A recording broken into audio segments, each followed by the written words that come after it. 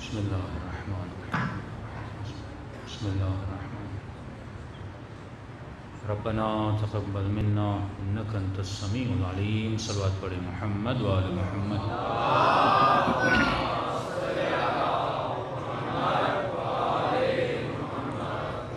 بسم اللہ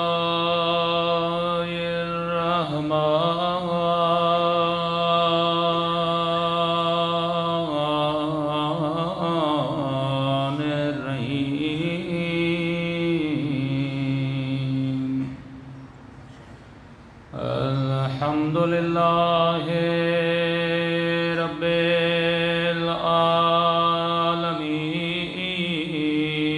العالمین الحمد للہ کما هو اہلہ الصلاۃ والسلام علی سید المرسلین وخاتم النبیین ابی القاسم محمد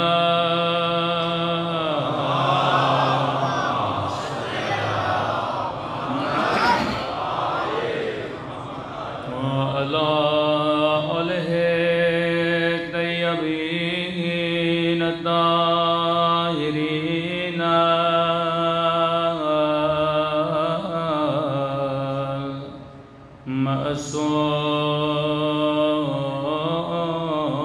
معصومین سب مل کے مولا کے ظہور کی دعا اللہم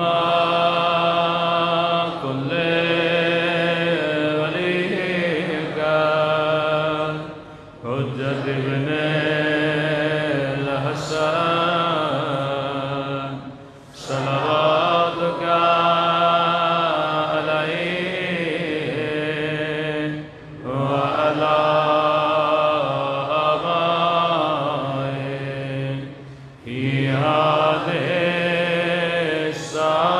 الساعة وفي كل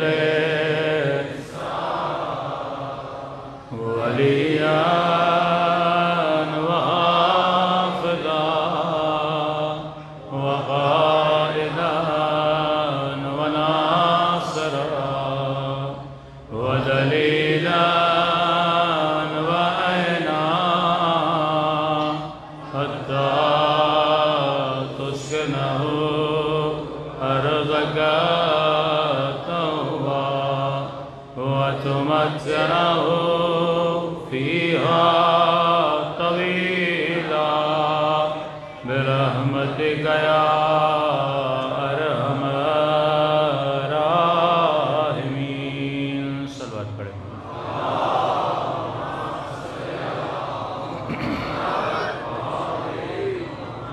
بسم اللہ الرحمن الرحیم رب اشرح لی صدری ویسر لی امری واحلل عقدۃ من لسانی یفقهوا قولی اما بعد فقد قال سبحانہ وتعالی فی محکم کتابہ بسم اللہ الرحمن الرحیم بقیۃ اللہ خیر لکم ان کنتم مؤمنین صلوات پڑھیں محمد و آل محمد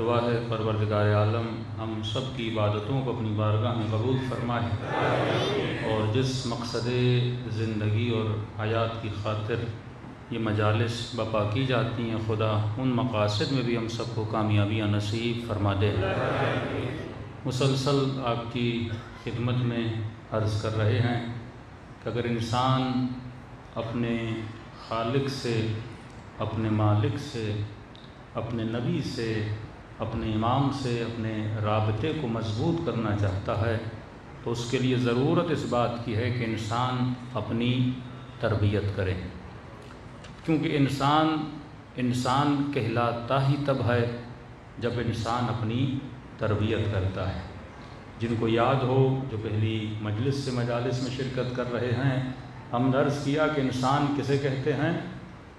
جو اپنی تربیت کرے، یعنی ایک قوہ، ایک طاقت، ایک صلاحیت خدا نے انسان کو دی ہے کہ انسان لامحدود تربیت پانے کی صلاحیت رکھتا ہے۔ یہ صلاحیت حیوان کے اندر نہیں ہے کہ وہ اپنی تربیت کر پائے۔ وہ جیسا دنیا میں آتا ہے تا دم مرگ ویسا ہی رہتا ہے۔ آپ حیوانوں کی روٹین دیکھیں گے، چینجنگ نہیں ہوتی ان میں، جیسی روٹین ہوتی ہے سال بھر ویسی روٹین رہتی ہے، عادتیں ان کی بدلتی نہیں ہیں۔ تھوڑی بہت ان کی تربیت ہو جاتی ہے، جیسے شیر کو سرکس میں لے گئے، جیسے بندر کو تھوڑی سی آپ نے تربیت دے دی، لیکن اس کی تربیت کی ایک حد ہوتی ہے، ایک لمٹ ہوتی ہے، اس لمٹ سے باہر نکل کے آپ اس کی تربیت نہیں کر سکتے۔ لیکن انسان کا یہ خاصہ ہے کہ انسان لامحدود تربیت پانے کی صلاحیت پا سکتا ہے۔ سلمان جب علی سے ملے تھے تو مسلمان تھے، لیکن تربیت پا کر ایمان کے 10ویں درجے پر آ گئے۔ یہ تربیت کا کمال ہے، یہ نہیں کہ مالک جب آئے تو مالک ویسے ہی تھے۔ یہ بات صحیح ہے، کئی لوگ تھے جو کفر کے بعد اسلام میں آئے، لیکن بہت کم تھے جو اسلام کے بعد ایمان میں آئے، بہت کم تھے جو ایمان کے 10ویں درجے پر آئے۔ انسان تبھی خدا قرآن میں کہتا ہے اولئک کالانعام۔ کبھی سورہ جمعہ آپ پڑھتے ہیں، ہر جمعے کو خدا انسان کو گدھے کی نسبت دیتا ہے۔ یہ توہین بشر نہیں کہ اسے گدھا بولا جائے، لیکن یہ خود انسان اپنی توہین کرتا ہے جب گدھے والے کام کرتا ہے، انسانوں والے کام نہیں کرتا، کیونکہ انسان وہ ہے جو تربیت پاتا ہے۔ اللہ نے کیا کہا؟ یہ گدھے کی طرح ہے۔ جس طرح گدھا اپنی پیٹھ پہ سامان رکھتا ہے لیکن اس سامان سے فائدہ نہیں لیتا، اسی طرح یہ اپنی پیٹھ پہ کتابیں اٹھاتے ہیں پر کتابوں کے علم سے فائدہ نہیں لیتے۔ میری بات کو برا نہیں منائیے گا، مطلب یہ ہے کہ اگر کسی کے گھر میں قرآن ہو، قرآن سے فائدہ نہ لے، وہ گدھا ہے۔ یہ اللہ کی تفسیر ہے، میری نہیں۔ اولئک کالحمار، وہ کس کی طرح ہیں؟ گدھوں کی طرح ہیں۔ مطلب کسی کو کتابیں خریدنے کا شوق ہے، لائبریری بنانے کا شوق ہے، ہمیں میرے گھر میں نہج البلاغہ پڑھی ہوئی ہے، میرے گھر میں قرآن پڑھا ہوا ہے، اور پوچھا جائے کیا تم نے نہج البلاغہ پڑھی ہے؟ تو کہتا ہے نہیں پڑھی ہے، پڑھی ابھی تک میں نے نہیں ہے۔ تو مجھ میں اور اس حیوان میں کوئی فرق نہیں ہے۔ وہ بھی کتنی کتابیں اٹھاتا ہے، ایک گاڑی کتنی کتابوں کو لوڈ کر کے جاتی ہے، ہزاریں کتابیں اپنے ساتھ لے کر جاتی ہے، لیکن گاڑی ان کتابوں سے فائدہ نہیں لیتی۔ اسی طرح کوئی نبی کے ساتھ ہو، علی کے ساتھ ہو، لیکن ان کے علم سے فائدہ نہ لے، اس میں اور گدھے میں کوئی فائدہ نہیں ہے۔ اسی طرح ہم مجلس میں آئیں، علم اہل بیت سنیں، لیکن اس پہ عمل نہ کریں، اگلا جواب خود لے لیجئے، پھر انسان کہاں سے کہاں تک پہنچ جاتا ہے۔ اسی لیے فرمایا جو علم لے لیکن علم پہ عمل نہ کرے، اس کی سزا بہت زیادہ ہوتی ہے۔ جو حقیقت کو سنے، حق کو پہچانے، لیکن حق کے پیچھے نہ جائے، حق کے پیچھے وہی جاتا ہے جو کون ہوتا ہے؟ انسان ہوتا ہے۔ اللہ نے حیوانوں میں کئی چیزیں رکھی ہیں ہماری نشانیوں کے لیے۔ آپ نے کئی بار دیکھا ہوگا کہ ایک بھینس آگے بڑھتی ہے، ٹرین اس کو ہٹ کرتی ہے، مر جاتی ہے، دوسری بھی اسی کے پیچھے جاتی ہے۔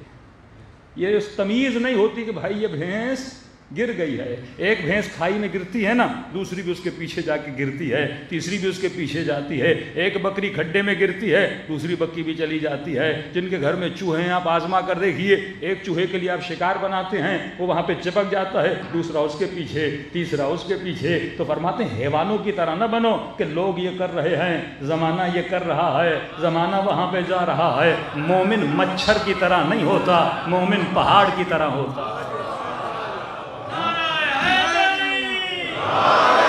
مومن فکر رکھتا ہے، مومن عقل رکھتا ہے، یہ جو کچھ کرتا ہے تربیت کے ساتھ کرتا ہے۔ جو کپڑے پہنو سوچ کے پہنو، جیسا حلیہ بناؤ سوچ کے بناؤ۔ کئی لوگوں سے پوچھتی ہے کیوں کیا؟ مولانا بیوی کے کہنے پہ۔ تم نے کیوں کیا؟ شوہر کے کہنے پہ۔ تم نے کیوں کیا؟ فرینڈز کو دیکھ کے کیا۔ تم نے کیوں کیا؟ ٹیچر ایسا کرتی تھی۔ ہمارے ہاں یہ معیار نہیں ہے، تمہارے ہاں معیار یا بطول ہے یا علی ہے۔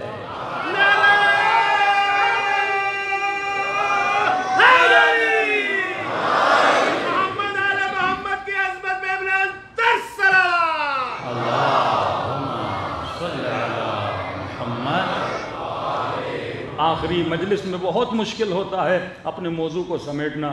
انشاءاللہ ہم نے کوشش ہے کہ یہ جیسے ایام عزا ختم ہوں گے، جن لوگوں کو واقعاً انسان شناسی، انسان کہتے کیسے ہیں، تقریباً اس پہ 220 لیکچرز کی گنجائش ہے کہ انسان کو پتہ لگے کہ 1 بائی 1 انسان کو کرنا کیا ہے تاکہ وہ ایمان کے 10ویں درجے پر پہنچے۔ تو کیونکہ مجلس کا ایک ماحول ہوتا ہے جس میں بوڑھا بھی ہے، بچہ بھی ہے، جوان بھی ہے، تو تھوڑا بہت کہانی اور اسٹوری بھی سنانا پڑتی ہیں تاکہ مجمع کو نیند نہ آ جائے۔ لیکن جن کو واقعاً پیور علم حاصل کرنا ہے، یہ لیکچرز ہم اپلوڈ کریں گے، وہاں سے مومنین اس کا استفادہ بھی کر سکتے ہیں۔ صلوات پڑھیں محمد و آل محمد۔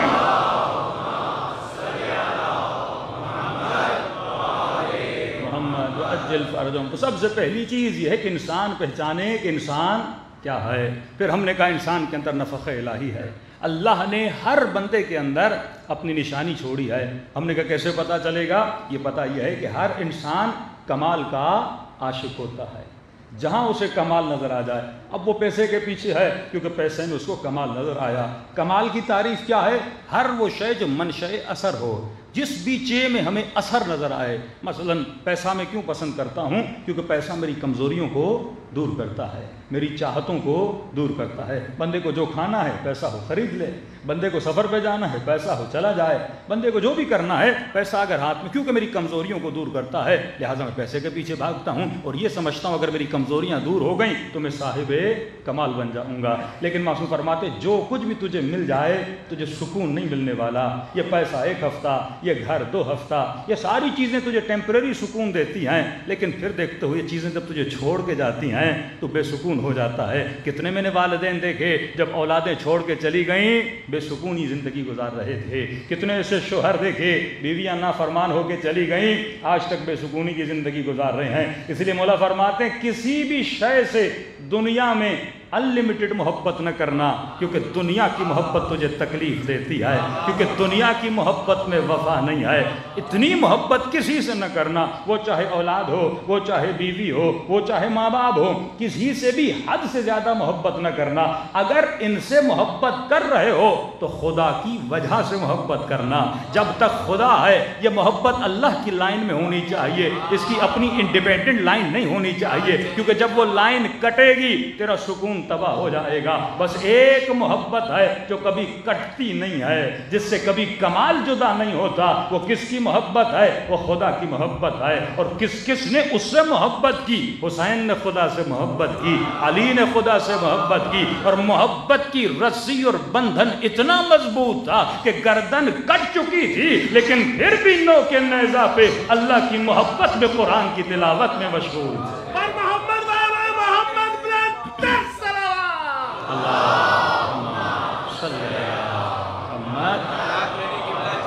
ہم نے کہا ہر بندے کے اندر بیٹا بیٹھ جاؤ صلوات پڑھے محمد و آل محمد کو۔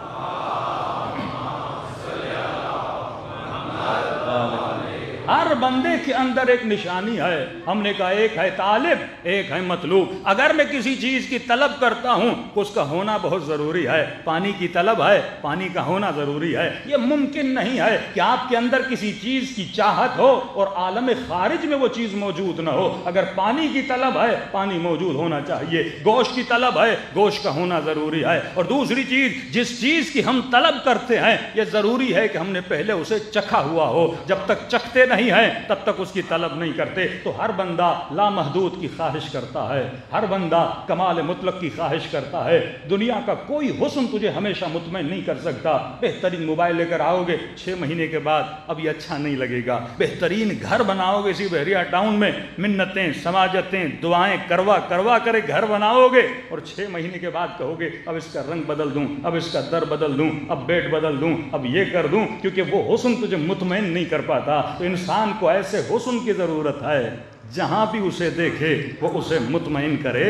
اب جب اس حسن کی خواہش رکھ رہا ہے یقیناً اس حسن کو پہلے دیکھ چکا ہے، اس حسن سے مل چکا ہے۔ وہ کون سا حسن ہے؟ کہا وہ حسن پروردگار عالم ہے، جس کا تو عاشق ہے، اندر سے تو عاشق ہے۔ اب اس حسن تک ہمیں کون لے کر جائے گا؟ یہ محمد اور آل محمد ہیں جو حسن ابدی سے ملاتے ہیں۔ صلوات پڑھے محمد و آل محمد کو۔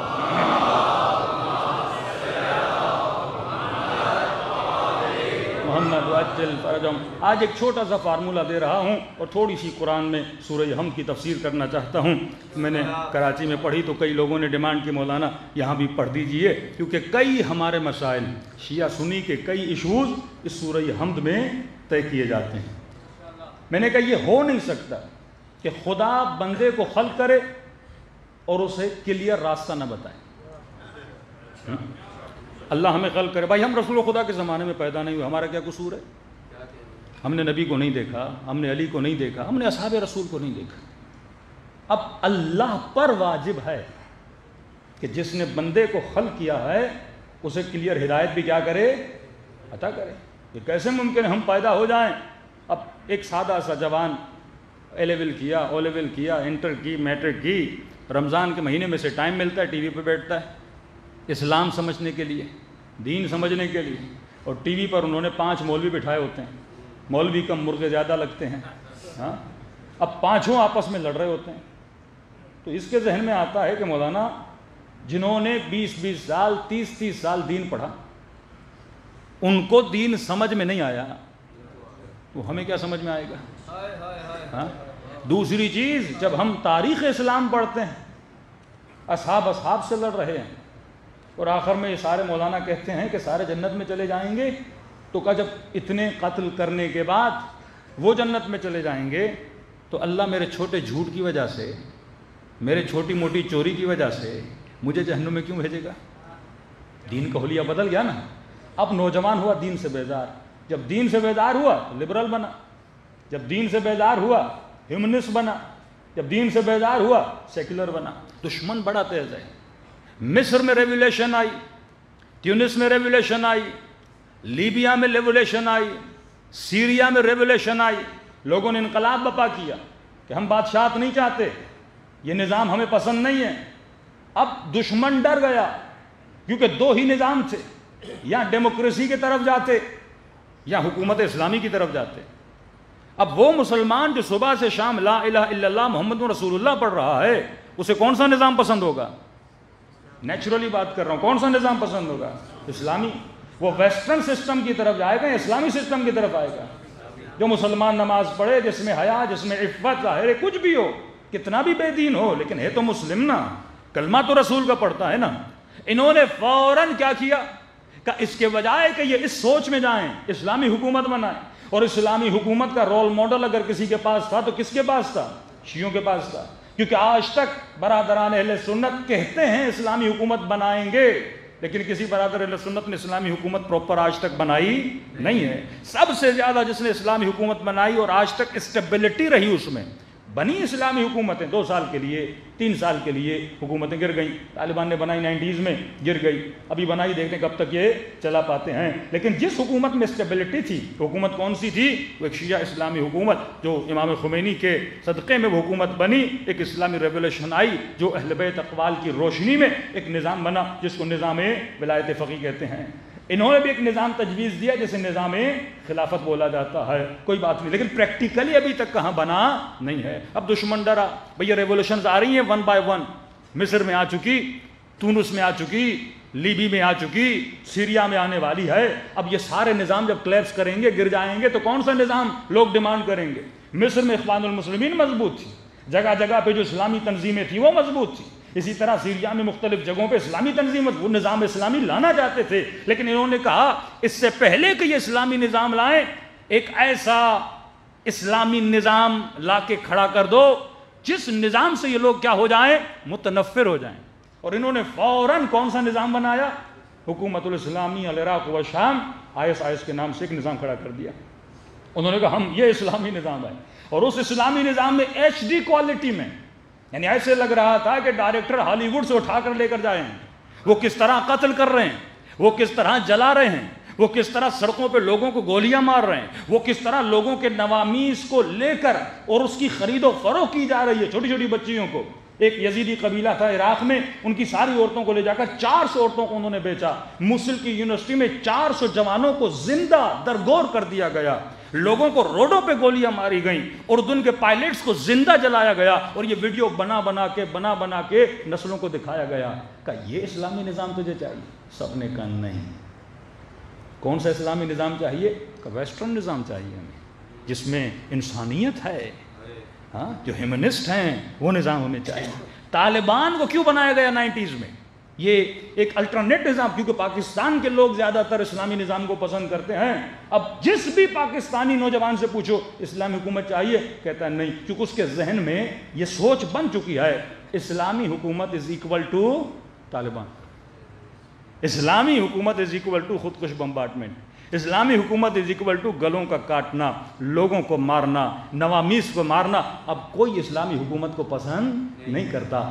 اس سے پہلے کہ تو سوچ بنائے وہ سوچ کریٹ کرتا ہے، اس سے پہلے کہ تو سوچے وہ سوچ بنا کے تیرے ذہن میں کیا کرتا ہے؟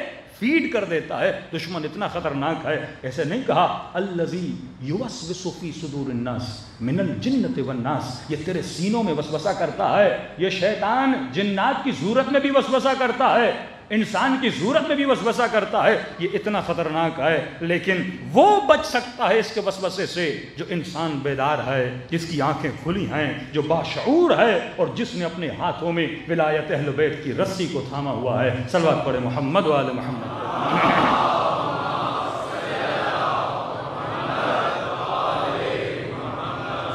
واللہ اگر رسول خدا کے بعد آر رسول کو زمام حکومت دیا جاتا، آج پوری دنیا میں مسلمان عزت سے زندگی گزار رہے ہوتے۔ اگر ہم لن تضلوا بعدی ابدا، لام نون جہاں بھی آتا ہے، کبھی بھی میرے بعد گمراہ نہیں ہوگے۔ اگر ایک ہاتھ میں تم نے قرآن کو تھاما، دوسرے ہاتھ میں تم نے دامن اہل بیت کو تھاما، تو آج اگر محبان اہل بیت بھی عزت چاہتے ہیں دنیا اور آخرت میں، اس فارمولے پہ عمل کرو، ایک ہاتھ میں قرآن لو، دوسرے ہاتھ میں دامن اہل بیت لو۔ کسی نے کہا مولانا لیا ہوا ہے، ایک ہاتھ میں علم ہے، دوسرے ہاتھ میں قرآن ہے۔ میں نے کہا لینے کا مطلب یہ نہیں تو ہاتھوں پہ اٹھائے، ان کی تعلیمات سے فائدہ لے، ان کی سوچ و فکر سے فائدہ لے۔ سوال یہ ہے دن میں 24 گھنٹوں میں کتنے منٹ تو قرآن پڑھتا ہے اور کتنے منٹ تو اقوال معصومین پڑھتا ہے؟ یہ دامن اہل بیت ہے۔ اگر میں 24 گھنٹوں میں ہاف پیج بھی نہیں پڑھتا کہ علی نے کیا کہا، حسین نے کیا بولا تھا، میرے چھٹے امام نے کیا سمجھایا تھا، تو تیرے ہاتھ میں دامن اہل بیت نہیں ہے، اور تیرے گھروں میں قرآن پڑھا ہوا ہے۔ ہاف پیج بھی اگر تو ڈیلی نہیں پڑھتا تو یہ قرآن تجھے ہدایت نہیں دے گا۔ اچھا چلتے ہیں ایک روڈ میپ کی طرف۔ اب 5 منٹ کے لیے تصور کریے کہ ہمارا تعلق کسی دین و مذہب سے نہیں ہے، ہم پیدا ہوئے دنیا میں آئے، اللہ کی ذمہ داری ہے کہ ہمیں کیا دے؟ ہدایت دے۔ یہ ڈیوٹی اللہ کی ہے۔ ہدایت کس کے ذریعے سے؟ میں نے کئی سال پہلے آپ کو مجلسوں میں بتایا تھا کہ ایک چھوٹا سا موبائل بھی آپ کسی کمپنی سے لیتے ہیں تو کمپنی والے اس کے ساتھ کیا دیتے ہیں؟ گائیڈ بک دیتے ہیں۔ یہ کیسے ممکن ہے اتنی بڑی مشین خدا بنائے اور اس کو کوئی گائیڈ بک نہ دے؟ مجھے ڈاکٹر بتائے گا اس بدن کو کیسے چلانا ہے، مجھے حکیم بتائے گا اس بدن کو کیسے چلانا ہے۔ گائیڈ بک وہی دے سکتا ہے یا کریٹر ہو۔ گائیڈ بک کون دے سکتا ہے؟ اس شے کا یا کریٹر ہو یا اسپیشلائزیشن کی ہو اس نے، اس کریٹر کی یونیورسٹی میں، جس نے اس کو سمجھایا ہو کہ یہ بدن کیسے چلتا ہے، جسے ہم انسان کامل کہتے ہیں۔ انسان کامل انبیاء خدا ہیں، انسان کامل 11 امام ہیں جنہیں خدا نے نومینیٹ کیا۔ یہ پچھلے سال کی مجلسوں میں پڑھ چکا تھا۔ تبھی 3 اطاعتوں کو واجب کیا، اللہ کی اطاعت، رسول کی اطاعت، تیسرا اس کی اطاعت جو حالت رکوع میں ہے، زکوٰۃ دیتا ہوا نظر آ گیا، یا اولی الامر کی اطاعت۔ یہ قرآن میں صراحاً موجود ہے۔ آج پوچھو یہ اولی الامر کون ہے، اب میں زیادہ تفصیل میں نہیں جا رہا۔ آسان جملوں میں خدا نے انسان کو گائیڈنس دی ہے۔ گائیڈنس خدا کہاں دے رہا ہے؟ قرآن تو بہت بڑا ہے۔ جب آپ کسی بھی کمپنی کی کوئی گائیڈ بک لیتے ہو تو شروع میں ایک خلاصہ اس میں لکھا ہوتا ہے، پھر کہتے ہیں ان ڈیٹیل میں جانے کے لیے اس پیج پہ جاؤ، اس پیج پہ جاؤ۔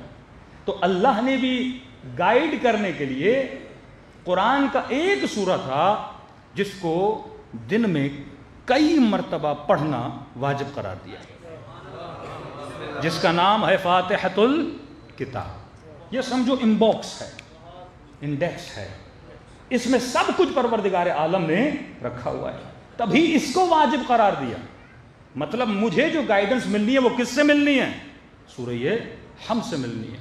اگر یہ سورہ نہیں پڑھا تو نماز نہیں، کیونکہ اس سورہ میں خدا نے اپنی ساری معلومات رکھی ہیں، کہاں سے ہدایت لینی ہے، کس کے پیچھے جانا ہے، کیا کرنا ہے، کیا نہیں کرنا، کس کے راستے پہ چلنا ہے، کس کے راستے پہ نہیں چلنا۔ بہترین گائیڈنس ہے سورہ حمد میں۔ اگر ہم اسی سورہ پہ غور کریں، ہماری دنیا آباد، ہماری آخرت آباد ہو جاتی ہے۔ چلیے ہم اب تصور کیجئے، آپ کا کوئی دین نہیں ہے، کوئی مذہب نہیں ہے، آپ جسٹ ایک انسان ہیں، آپ کو پتہ چلا ہے کہ کسی نے مجھے بنایا ہے اور اس نے مجھے کیا دی ہے، گائیڈنس دی ہے۔ اب مجھے نہیں پتا میرے بنانے والا کون ہے، مجھے یہ بھی نہیں پتا میں کون ہوں، اور مجھے یہ بھی نہیں پتا کہ دنیا میں آ کر مجھے کرنا کیا ہے۔ اب آپ کو ایک پیج دیا جاتا ہے، بھائی یہ ساری تمہاری گائیڈنس ہے، کیا کرنا ہے، کیا نہیں کرنا، کس ایڈریس پہ جانا ہے، کس ایڈریس پہ نہیں جانا، ہم تجھے سورہ حمد میں بتا دیتے ہیں۔ شروع کرتے ہیں، بسم اللہ الرحمن الرحیم۔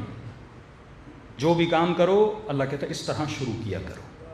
پانی پیو، جو بھی کام کرو زندگی میں اس طرح شروع کیا کرو۔ بسم اللہ الرحمن الرحیم۔ شروع کرتا ہوں کس کی مدد سے؟ نہیں، کس کی مدد سے؟ شروع کرتا ہوں اس میں خدا کی مدد سے۔ اگر اس طرح ہوتا نا باللہ الرحمن الرحیم، تو ترجمہ یہ ہوتا شروع کرتا ہوں اللہ کی مدد سے۔ اللہ اپنے اور مدد کے بیچ میں اسم لا رہا ہے۔ شروع کرتا ہوں اس میں خدا کی مدد سے۔ یہاں پہ ایک شبہ ہے نا کہ غیر اللہ سے مدد نہ مانگی جائے۔ اللہ نے اپنے بیچ میں اور مدد کے بیچ میں کیا لایا ہے؟ اسم لایا ہے۔ شروع با استعانت ہے، شروع کرتا ہوں اس میں خدا کی مدد سے۔ چھٹے امام فرماتے ہیں نحنو اسماء اللہ، ہم اللہ کے اسم ہیں۔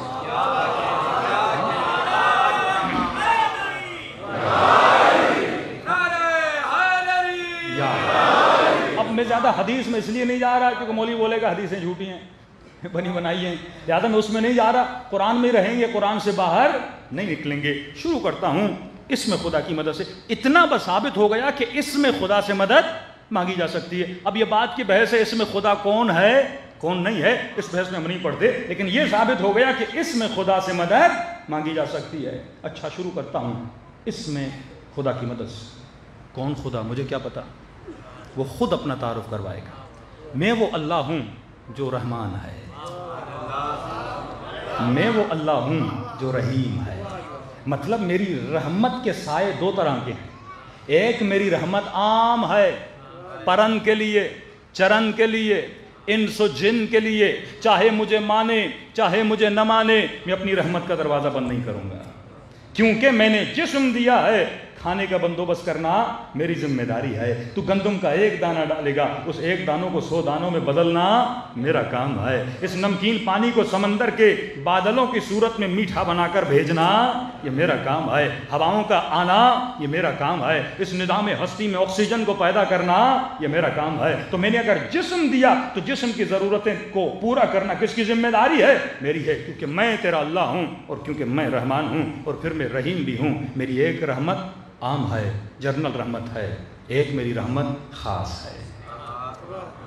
یہ رحمت میں کن پہ نازل کرتا ہوں؟ جو میرے نبی ہیں، جو میرے ولی ہیں اور جو ان ولیوں کے ماننے والے ہیں، جو علی اور آل علی کے ماننے والے ہیں۔ یہ میری تشریح ہے، لیکن ایک رحمت خاص ہے۔ اب خاص رحمت کس پہ آتی ہے؟ تو اللہ کے نیک بندے ہیں، XYZ جو بھی اللہ کے نیک بندے ہوں ان کے لیے رحمت خاص ہے، کچھ کے لیے رحمت عام ہے۔ اب کہو الحمدللہ رب العالمین، کیونکہ ساری رحمتیں کون دے رہا ہے؟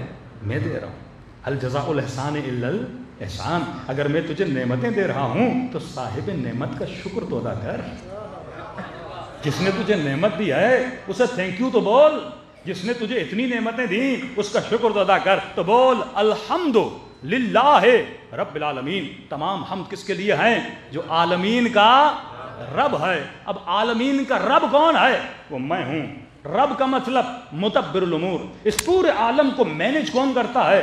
میں کرتا ہوں۔ تدبیر کون کرتا ہے؟ میں کرتا ہوں۔ پورے عالم کو دیکھتا کون ہے؟ میں خدا دیکھتا ہوں۔ کیوں دیکھتا ہوں؟ رب العالمین ہوں۔ مطلب یہ دنیا جتنے بھی عوالم ہیں سب کا رب کون ہے؟ میں ہوں۔ اور رب کیوں ہوں؟ کیونکہ میں رحمان ہوں، کیونکہ میں رحیم ہوں۔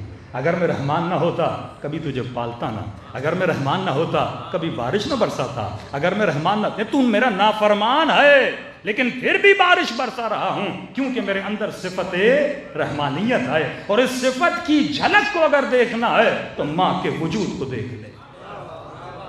صفت رحمان کی جھلک دیکھنی ہے، اولاد کتنی بھی نافرمان ہو پر ماں کبھی بد دعا نہیں دیتی، اور دے بھی دے تو دل سے نہیں دیتی۔ ہاں، یہ 9 مہینہ بیٹا بچہ ماں کو تکلیف دیتا ہے لیکن ماں اسے پالتی رہتی ہے، پیدا ہوتا ہے تو تکلیف دیتا ہے، پیدا ہونے کے بعد یہ ماں کو کچھ دیتا نہیں ہے، پھر اس کے سینے سے دودھ پیتا ہے، یہ صرف لے رہا ہے، یہ صرف لے رہا ہے، اور وہ صرف دے رہی ہے، دیتی جاتی ہے۔ کیوں دیتی جاتی ہے؟ میرے مولا فرماتے ہیں اگر ماں کے دل میں صفت رحمت نہ ہوتی یہ کبھی بچے کو نہ پالتی۔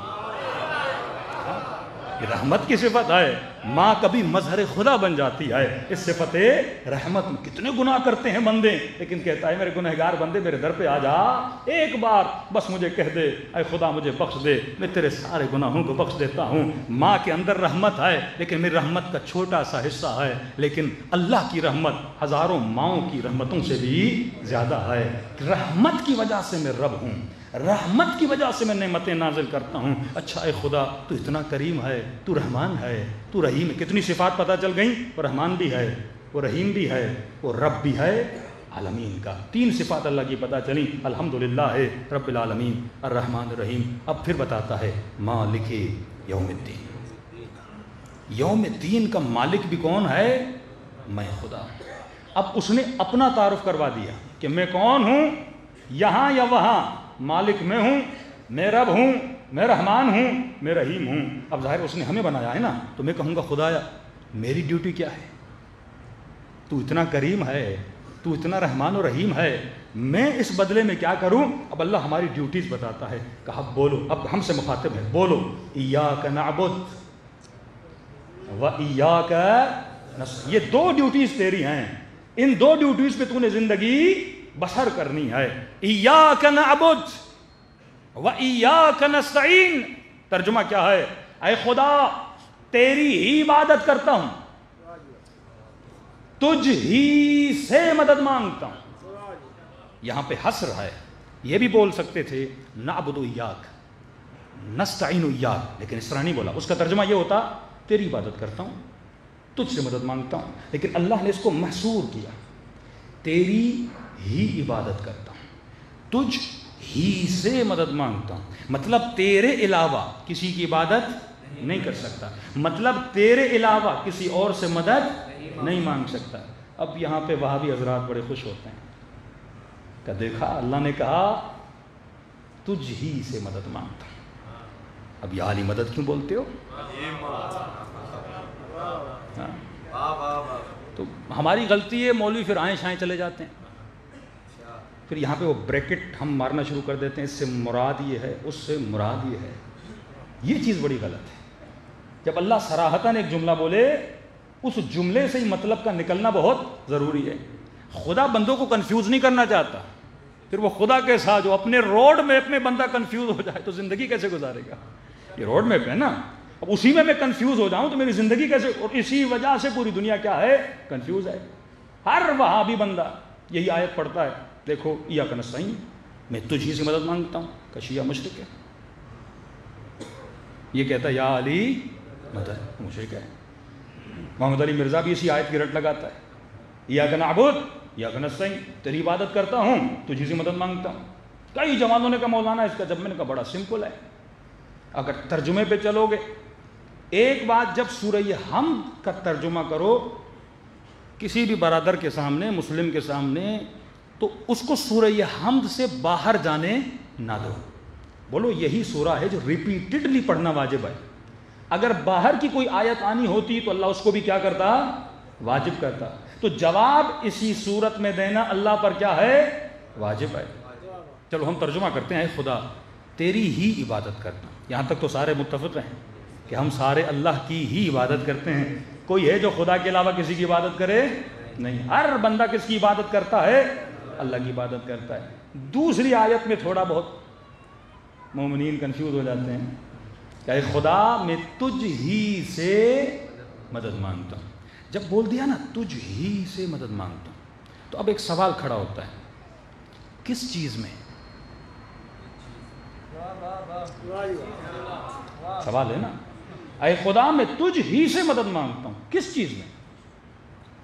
اگر جواب یہ ملے گا ہر چیز میں تجھ ہی سے مدد مانگتا ہوں، پھر یا ڈاکٹر مدد نہ بولا کرو، امی مدد نہ بولا کرو، ابا مدد نہ بولا کرو، گھر بنانے کے لیے انجینئر نہ منگوایا کرو، ہاں روٹی کے لیے دکاندار سے روٹی نہ لایا کرو، مدد ہی تو ہم مانگ رہے ہیں نا۔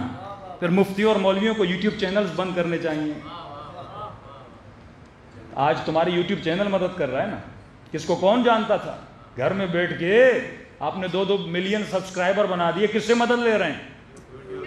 میں ان چیزوں کا منکر نہیں ہوں، لیکن ایک سوال کھڑا کر رہا ہوں کہ جب آپ بولتے ہیں نا ایاک نستعین، اے خدا میں تجھ ہی سے مدد مانگتا ہوں، سوال ہے کس چیز میں تجھ سے مدد مانگتا ہوں؟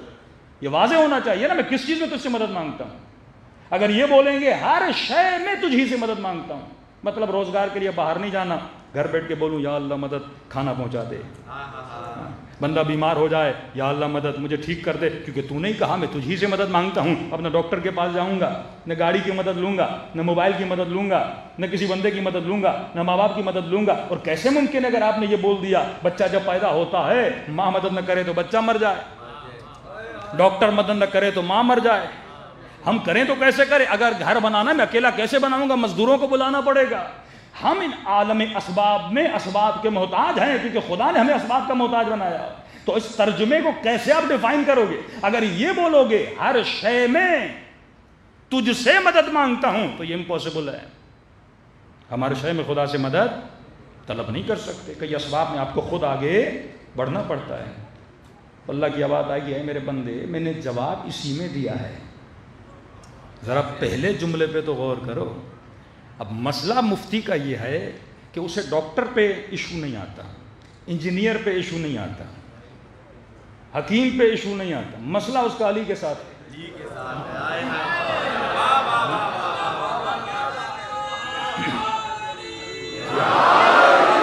یہ بات میری سمجھ سے باہر ہے۔ پھر کہتے نہیں مردہ سے نہیں مانگ سکتے، زندہ سے۔ بھئی اللہ نے کب بتایا مردہ اور زندہ؟ یہ تو تم نے بتایا مردہ اور زندہ۔ سورہ ہم نے یہ تو نہیں کہا کہ مثلا مجھ ہی سے مدد مانگو لیکن زندہ سے مانگ سکتے ہو، مردہ سے نہیں مانگ سکتے، یہ تو سورہ ہم نے نہیں آیا۔ اگر کسی اور سورت سے تم نکال رہے ہو اس سے میرا سروکار نہیں ہے، کیونکہ روڈ میپ کس میں ہے؟ سورہ ہم میں ہے، تو جواب بھی کس میں ہونا چاہیے؟ اسی میں ہونا چاہیے۔ جواب موجود ہے لیکن آپ ذرا غور کریں گے تو آپ کو جواب بھی مل جائے گا۔ اللہ نے کہا میں نے پہلے جملے میں جواب دیا ہے، ایاک نعبد، اے خدا تیری ہی عبادت کرتا ہوں۔ ایاک نعبد و ایاک نستعین میں واو ہے، واو عاطفہ، جو اگلے جملے کو پچھلے جملے سے کیا کرتا ہے؟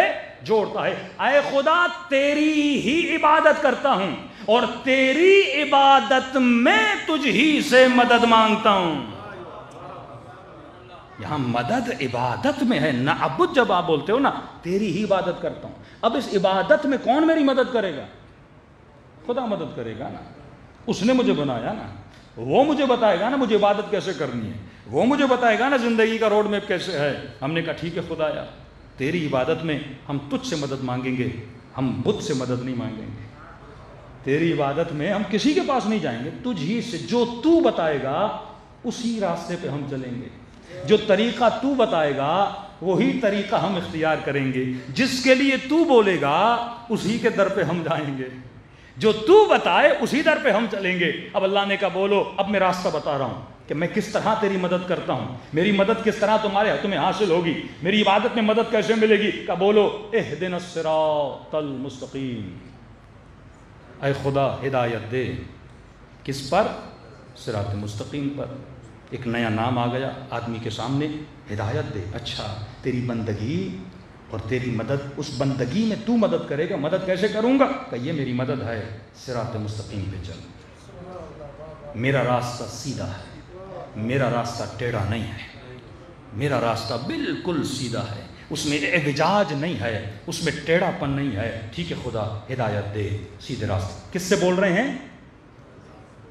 ہم نے یہ نہیں کہا اہدنا اللہ کی طرف ہے، مدد کس سے مانگ رہے ہیں؟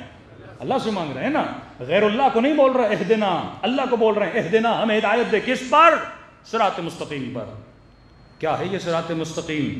اللہ کی آواز آئی گھبراؤ نہیں، یہ صراط مستقیم کیا ہے یہ بھی بتا دیتا ہوں، صراط الذین انعمت علیہم، یہ ان کا راستہ ہے جن پر میں نے اپنی نعمتوں کو نازل کیا۔ کلیئر خدا نے راستہ بتایا، کنفیوژن سے انسان کو نکالنے کے لیے۔ میرا راستہ سیدھا ہے، اے خدا مجھے کیسے پتا چلے؟ کوئی فٹ تو بتانا کہ جس کو دیکھ کے میں راستے پہ چلوں۔ بھائی ایک ٹیشو پیپر بھی بنتا ہے نا، پہلے اس کا نقشہ ہونا ضروری ہے۔ مجھے نقشہ تو بتانا، میں کس کو دیکھ کے چلوں؟ مجھے راستے کا کیسے پتا چلے؟ کا نشانی بتا دیتا ہوں۔ اگر صراط مستقیم کو پہچاننا ہے، یہ ان کا راستہ ہے جن پر میں نے اپنی نعمتوں کو نازل کیا۔ اب یہاں پہ برادران محترم ایک جمپ مارتے ہیں، اور آپ نے یہ جمپ مارنے دینا نہیں ہے، یہاں سے پوری گیم آپ کی خراب ہو جائے گی، پورا نقشہ خراب کر دیتے ہیں۔ لیکن اللہ کی ساری اوپر سے لے کے نیچے تک جو زحمت ہے نا بندے کو سمجھانے کی، وہ خراب کر دیتے ہیں۔ اب جمعے کے خطبوں میں بولیں گے صراط الذین انعمت علیہم، ان کا راستہ جن پہ اللہ نے نعمتوں کو نازل کیا۔ اب وہ خود بتائیں گے کون ہے وہ، کہیں گے والسابقون السابقون اولئک المقربون۔ ہم مولوی صاحب یہ کون تھے؟ کہ یہ وہ ہیں جنہوں نے پہلے ایمان لایا۔ اب لوگوں نے کہا اچھا جنہوں نے پہلے، ہاں یہ اصحاب بدر ہیں، یہ اصحاب احد ہیں، یہ وہی ہیں جنہوں نے پہلے ایمان لایا۔ آج تک کوئی شیعہ عالم اس کا انکاری نہیں ہے کہ جنہوں نے پہلے ایمان لایا ان پہ اللہ کی نعمتیں نہیں تھیں، سب پہ اللہ کی نعمتیں تھیں۔ لیکن میرا سوال یہ، اگر یہیں پہ رک جاؤ گے نا اپنی تفسیر کرنے، اللہ سے پوچھو نا اپنی تفسیر کیوں کر رہے ہو؟ اگر بات یہ جن پہ میں نے اپنی نعمتیں نازل کی ان کا راستہ ہے، تو ایک مکھی پر بھی تو اللہ کی نعمت ہے کہ نہیں؟ اس مجمع میں کون سا وہ بندہ ہے جو یہ بولے مجھ پہ اللہ کی نعمت نہیں ہے؟ ہر وجود جسے خدا نے خلق کیا ہے اس پہ اللہ کی نعمت ہے۔ اب میں یہاں پہ رک جاؤں، اچھا صراط الذین انعمت علیہم جس پہ میں نے اپنی نعمتیں نازل کی، یہ بولے گا مولانا مجھ پہ اللہ کی نعمت ہے، مجھے انسان بنایا ہے، اس کے راستے پہ چلوں، اس کے راستے پہ چلوں۔ کروڑوں لوگ ہیں جن پہ اللہ کی نعمت ہے، انسانوں سے لے کے حیوانوں تک، حیوانوں سے لے کے حشرات تک، حشرات سے لے کے درختوں تک، کروڑوں اللہ کی آبادی، کوئی بندہ، کوئی وجود، کوئی جماعت، کوئی نبات ایسا نہیں ہے جس پہ اللہ کی نعمت نہیں ہے۔ تو خدا کیا میں کس کے راستے پہ چلوں؟ اللہ کی آواز ہے کہ گھبراتے کیوں ہو؟ جواب میں نے سورہ ہم میں دیا ہے، صراط الذین انعمت علیہم، یہ وہ ہیں جن پہ میں نے اپنی نعمتوں کو نازل کیا۔ خدارا مسلمان کے لیے خدا نے اتنی کلیئر تفسیر بتا دی ہے، اگر پھر بھی اسے ہدایت نہ ملے، یہ تعصب بار اس کا نصیب ہے کہ اسے ہدایت نہیں مل رہی۔ کہا صراط الذین انعمت علیہم، یہ وہ ہیں جن پہ میں نے اپنی نعمتیں نازل کی۔ خدایا صفت تو بتا، نشانی تو بتا، علامت تو بتا، یہاں ہزاروں نعمت والے ہیں، میں کس نعمت والے کے پیچھے چلوں کہ جس میں یہ دو صفات ہوں، صراط الذین انعمت علیہم غیر المغضوب علیہم، یہ وہ ہیں جن پہ میں کبھی غضبناک نہیں ہوا۔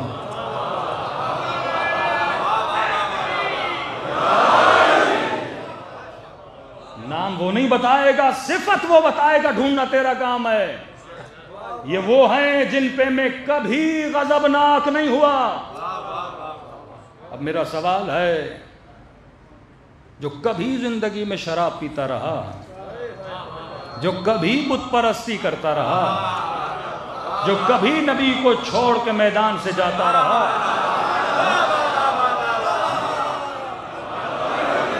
کسی نے کہا اللہ نے معاف کر دیا، ہاں سورہ حدید میں اللہ نے مسلمانوں کی غلطیوں کو معاف کیا، ہم نہیں کہتے معاف نہیں کیا، لیکن جب انہوں نے یہ ایکٹ انجام دیا تھا اس وقت وہ غضبناک تھا کہ نہیں؟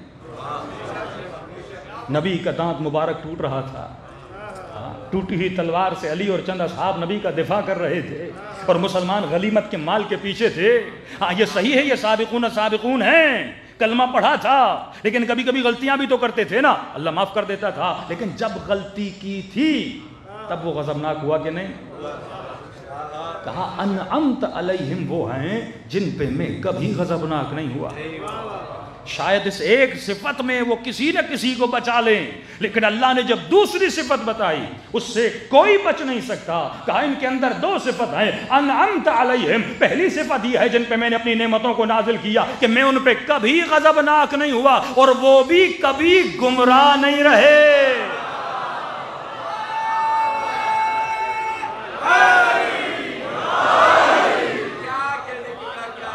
کوئی لا کر دکھاؤ ایسا.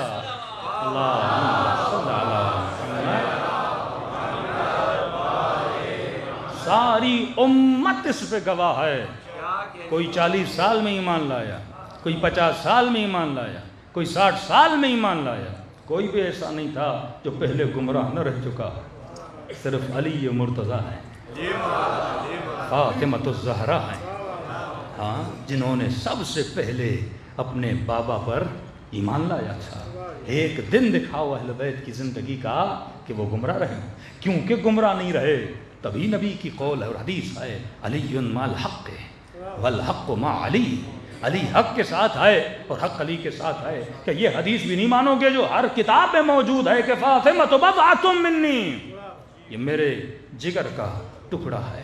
من ابغضھا، جس نے اس کو غضبناک کیا اس نے مجھے غضبناک کیا. مطلب اللہ نشانی اور کیا بتائے کہ جن کے غضب سے خدا غضبناک ہوتا ہے. میں نے کسی سے پوچھا، میں نے کہا جب انسان غصے میں آتا ہے تو اس کی نشانی کیا ہے؟ چہرہ سرخ ہو جائے. ہاں، بندے کا پتہ چلتا ہے بندہ غصے میں. میں نے کہا اللہ تو چہرہ رکھتا نہیں، کیسے پتہ چلے وہ کب غصے میں آتا ہے، وہ کب غضبناک ہوتا ہے؟ تو فرمایا میں فاطمہ کے غضبناک ہونے سے غضبناک ہوتا ہوں. ان کے چہروں کو دیکھا کرو، اگر یہ کسی پہ غضبناک ہیں تو خدا بھی اس پہ غضبناک ہے.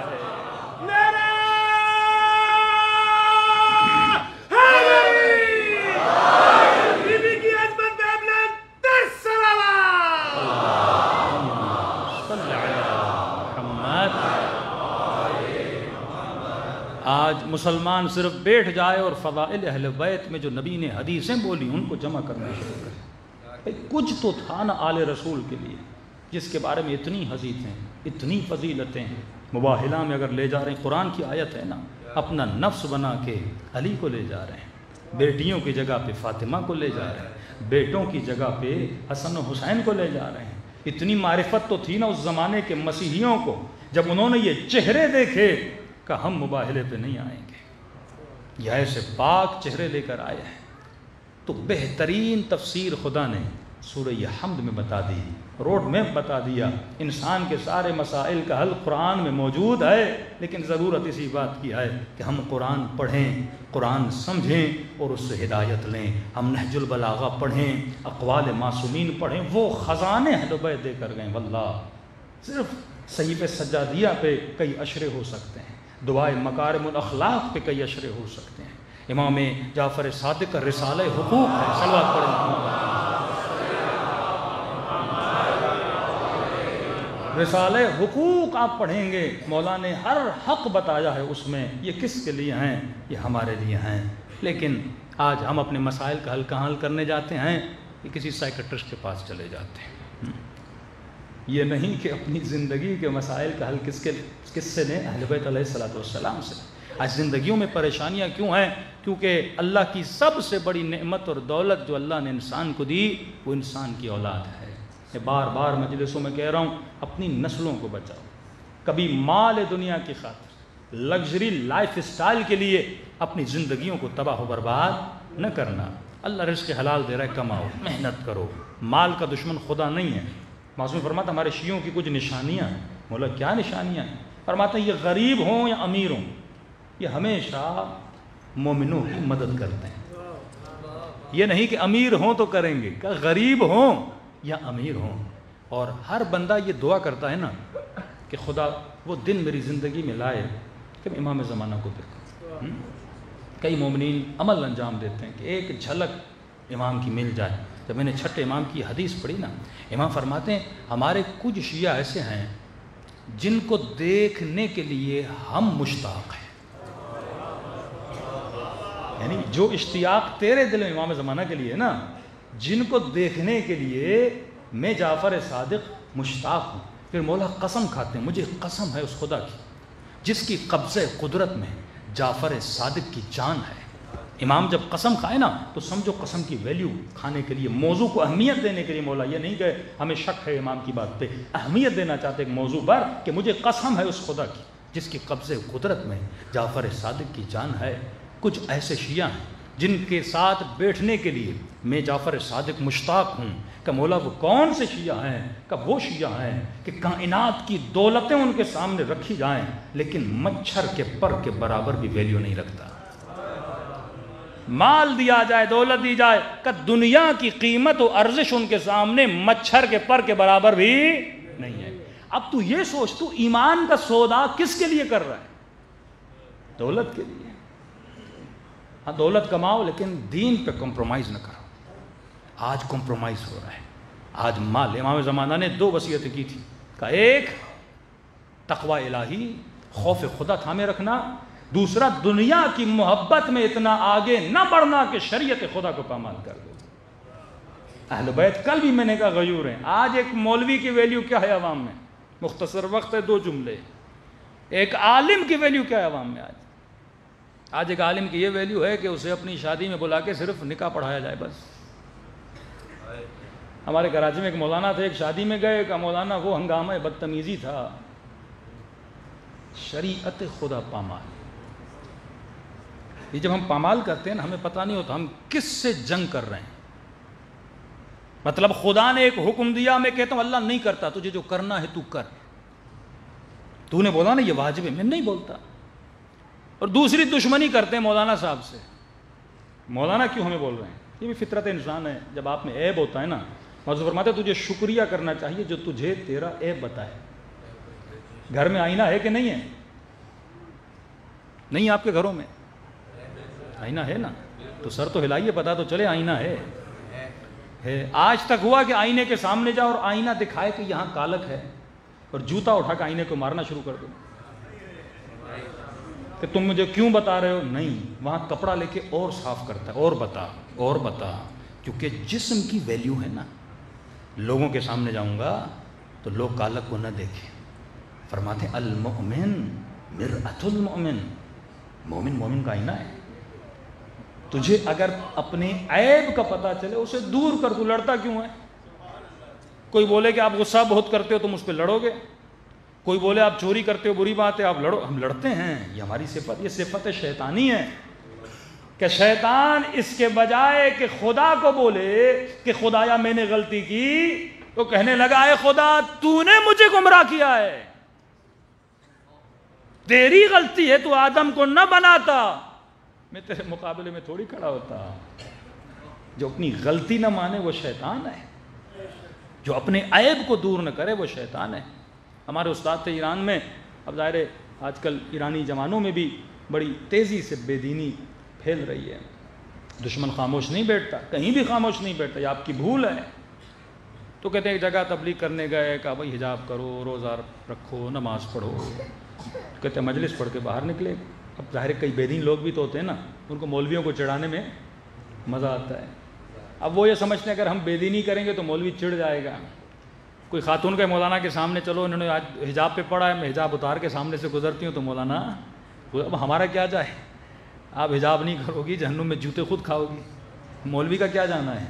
تو کہتے ہیں یہ جیسے مولانا کہتے ہیں میں گاڑی میں بیٹھا, رمضان کا مہینہ تھا, تو کہتے ہیں اس جوان نے آ کے میرے ساتھ گاڑی کھڑی کر دی, کھڑی کر کے میرے سامنے سگریٹ پینے لگا. رمضان کے مہینے میں حرام ہے, سگریٹ پینے لگا, اور اس نے سگریٹ کا ایک کش لیا اور شیشہ نیچے کیا اور مجھے اشارہ کیا مولوی صاحب شیشہ نیچے کرو. کہتے میں نے شیشہ نیچے کیا, وہ سارا دھواں اس نے میرے منہ میں مارا, یہ بتانے کے لیے کہ تم نے منع کیا ہے لیکن میں پی بھی رہا ہوں اور تجھے دکھا بھی رہا ہوں. تو ہمارے استاد تھوڑے ہنسے. اس جوان کو کہا مجھے کیوں مار رہے ہو, میں نے تھوڑی منع کیا ہے, اللہ نے منع کیا ہے. اسے کہا دوبارہ کش مار, مضبوط مارنا اس بار. اس نے کہا کیوں, کہ مار تو صحیح. اس جوان نے پھر سوٹا مارا. اب اسے کہا سر اوپر کر, آسمان کو مار دعا. کہ اوپر کیوں ماروں, کہ میں نے حکم نہیں دیا, اللہ نے دیا, تو اللہ کو دعا مار. تو جنگ خدا کے لیے نکلا ہے. اگر شریعت کی پامالی جنگ خدا ہے، مطلب کہتا ہے خدا تو نے منع کیا، میں کر کے دکھا رہا ہوں، میں تیری نافرمانی کر رہا ہوں، اب تجھے جو کرنا ہے کر. اللہ کہتا ہے میں مہلت دے رہا ہوں، جب تک زندہ ہے مہلت دے رہا ہوں، مجھے جو کرنا ہے تو قبر میں آ. پھر وہاں پہ واپسی کا راستہ نہیں ہے. امیر سے امیر بندہ آخر کہاں؟ قبر. بڑے سے بڑا افسر ہو کہاں جائے گا؟ قبر. دولتیں، اولادیں، سب کچھ بندہ چھوڑ کے چلا جاتا ہے. تو قبر میں تو آ، پھر میں تجھے بتاتا ہوں کہ خدا کی قدرت کیا ہے. تو کہنے لگے مولانا کراچی میں شادی میں گئے، ہنگامہ، لیڈیز مرد مکس. یہ ماحول کیا بحریہ میں نہیں ہے؟ کہ ہمارے گھروں کا یہ ماحول نہیں ہے؟ کہ ہماری شادیوں کا یہ ماحول نہیں ہے؟ کہ انہوں نے کہا میں نکاح نہیں پڑھا تھا. کہ اس بندے نے پسٹل نکال لیا. مولوی صاحب نکاح نہیں پڑھاؤ گے تو مارے جاؤ گے، بے عزتی کرواؤ گے ہماری. اتنے لوگ آئے اور اینڈ ٹائم پہ مولوی نہ ملے، نکاح کون پڑھائے گا؟ یعنی کتنی بھی شادیاں رچائے پھر بھی کس کا محتاج ہے؟ مولوی کا محتاج ہے نا. انہوں نے کہا میں نہیں پڑھاؤں گا، مارنا ہے تو مار دو.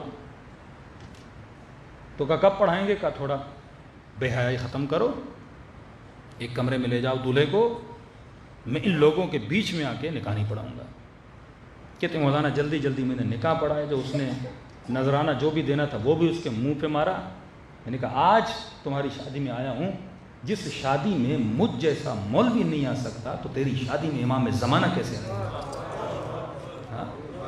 ایسا حلیہ بنا، ایسا گھر بنا جس میں امام زمانہ آئے. امام بارگاہ اور مسجد میں بیٹھ کے اور گھروں پہ علم لگانا بڑا آسان ہے، لیکن قلب تو ایسا بنا، زندگی تو ایسی بنا کہ امام زمانہ تیری شادی میں تو آ سکیں. آج حال یہ ہے ہمارا کہ وقت کا امام نہیں آ سکتا. آج ہر بچی یہ سوچے کہ سیدہ کا لباس کیا تھا، اگر بی بی ہوتی تو اس معاشرے میں کیسے چلتی. اور افسوس ایک الگ سبجیکٹ ہے، ممبر پہ آنے والی خواتین نے آج اتنا ستیہ ناش کیا ہے. بعض نے اس دن ایک کلپ سن رہا تھا، کریں افغانستان میں جو یہ خواتین برقع پہنتی ہیں نا، یہ اسلامی حجاب نہیں ہے. اب کیونکہ وہ خود نہیں وہ حجاب کرتی، اس کو ٹوک رہی ہے.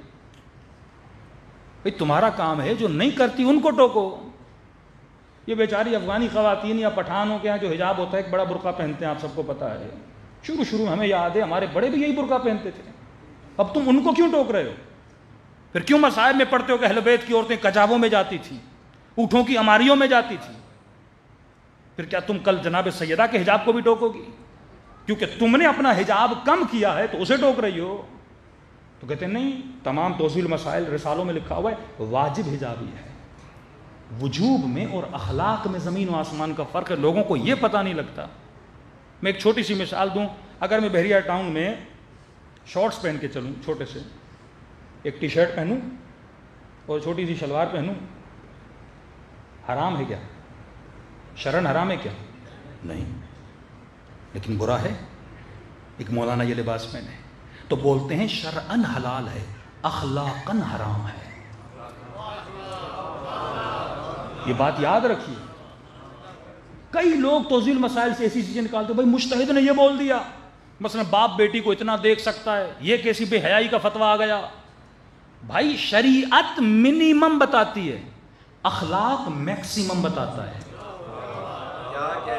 ہم نے صرف شریعت پہ عمل نہیں کرنا، رسول نے یہ نہیں کہا میں شریعت نافذ فرمایا، بعثت لأتمم مکارم الاخلاق، ہم مبعوث ہوئے تاکہ تمہیں اخلاق کی بلندیوں پہ پہنچائیں.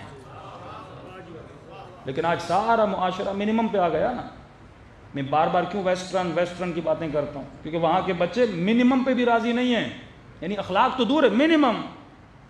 اور خطیب بھی ان کو وہ پسند ہے جو ٹیٹو کرتا ہو. ایران میں کبھی کسی نے تصور کیا ممبر رسول پہ ایسا بندہ آ کے بیٹھ جائے کہ مولانا باتیں اچھی کرتے ہیں، حلیہ تو دیکھو نا. یہاں پہ جب تم شعائر کی بات کرتے ہو تو لباس اہل بیت ہونا چاہیے، بدن ویسا ہونا چاہیے، چہرہ ویسا ہونا چاہیے، اخلاق و کردار ویسا ہونا چاہیے. تو فرق شریعت اور اخلاق کو سمجھا کرو. شریعت منیمم بتاتی ہے، اخلاق میکسیمم بتاتا ہے. یہ نہیں کہ ہمارے شیعہ وہ جو 17 رکعت نماز پڑھتے ہیں، کہا جو 51 رکعت نماز پڑھتے ہیں. میکسیمم بتایا نا، میکسیمم بتاتے ہیں تاکہ تم منیمم کرے. اور منیمم بتائیں گے تو میکسیمم تک کیسے پہنچے گا؟ تو ہمیشہ کسی کو بلندی پہ لانا جاتا ہے تو بیٹے کو تو میکسیمم بتاتے ہو نا کہ میرے لال 6 کلومیٹر ڈیلی دوڑو، فوج میں جانا ہے، انٹری ٹیسٹ دینی ہے، تب جا کے وہاں وہ 4 کلومیٹر یا 3 میل یا 4 میل دوڑ پائے گا۔ تو اسی طرح ایمان ہے، میکسیمم پہ جانے کی کوشش کرو گے تو خدا تجھے ایمان بھی عطا کرے گا۔ آج یہ ہمارا حال ہے۔ دوسری چیز مولانا، بس نکاح کے لیے یہ بات یاد رکھیے، کئی چیزیں نکاح پڑھنے سے حلال ہوتی ہیں اور کئی چیزیں نکاح پڑھنے کے بعد حرام ہو جاتی ہیں۔ یہ کون بتائے گا بچوں کو؟ وہ یہ سمجھتا ہے بس میں نے نکاح پڑھا، لڑکی میرے اوپر حلال ہو گئی۔ کئی چیزیں تیرے اوپر حرام ہیں۔ ایک نوجوان آیا اور اس سے ہم نے کچھ مسئلے پوچھے اور بعد میں مجلسیں اس نے سنی کچھ علماء کی، آ کے رو رہا تھا کہ لگا مولانا میں 7 سال تک اپنی بیوی کے ساتھ حرام کر رہا تھا، 7 ایئرس، اور وہی حرام کر کے مجلس میں آ رہا ہے، کبھی زیارت عاشورہ پڑھ رہا ہے، کبھی کربلا جا رہا ہے، کبھی عمرے اور حج پہ جا رہا ہے، کیونکہ انسان کو پتہ ہی نہیں۔ یہ کون بتائے گا آپ کو؟ جب تک آپ فقہ اہل بیت سے دور رہو گے آپ کی زندگیاں تباہ ہو برباد ہو جائیں گی۔ دوسری چیز، مولانا کو فون کرتے، مولانا یہ دن حسن ہے یا نحس ہے؟ ہاں یہ بڑی ہمیں عادت ہے، نحس۔ بھائی دن نحس کب ہوتا ہے؟ قرآن پڑھو، کئی دنوں کو قرآن نے نحس بولا۔ بذات خود کوئی بھی دن نحس نہیں ہوتا، کوئی ایسا اتفاق اس دن میں ہوتا ہے جس کی وجہ سے دن کیا ہو جاتا ہے؟ نحس ہو جاتا ہے۔ مثلا خدا نے کسی دن شکار کرنے سے منع کیا، لوگوں نے شکار کیا، کہ یہ دن کیا ہے؟ نحس ہے۔ کسی دن میں معصوم کی ولادت ہوئی، کہ یہ دن مبارک ہے، ایک اتفاق ہوا۔ عاشورہ کے دن امام حسین کی شہادت ہوئی، کہ یہ دن مصیبت کا ہے، کہ اس دن ایک برا اتفاق ہوا تھا۔ اب تو بیٹی کی شادی کرائے، بیٹے کی شادی کرائے، چلو تجھے پتا چلا یہ دن کیا ہے؟ مبارک ہے۔ لیکن اگر تو غلط کام کر کے، مخالفت خدا، مخالفت علی، مخالفت رسول کر کے اپنے عمل سے اس دن کو کیا بنا دیتا ہے؟ نحس بنا دیتا ہے۔ بیٹے کی شادی کرائے گا، غلط کام اس شادی میں کرے گا، مکس گیدرنگ کرے گا، خواتین میک اپ کر کے نامحرموں کے سامنے آئیں گی، ڈانس ہوگا، غنا ہوگا جو اشد من الزنا ہے، تو اس دن کو کیا بنا دے گا؟ نحس بنا دے گا۔ پھر ان کی پوری زندگی کس میں گزرے گی؟ نحس میں گزرے گی۔ کہ یہ مولا علی کا فرمان نہیں ہے؟